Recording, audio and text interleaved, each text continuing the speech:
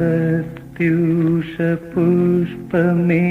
പ്രത്യൂഷ പുഷ്പമേ മുഗ്ധ നൈർമല്യമേ ചൊല്ലുമോ നീ ആദിവിരിഞ്ഞ നിൻ വിഹ്വല നേത്രത്താൽ തേടുന്നതേതൊരു ദേവപാദം പ്രത്യൂഷ പുഷ്പ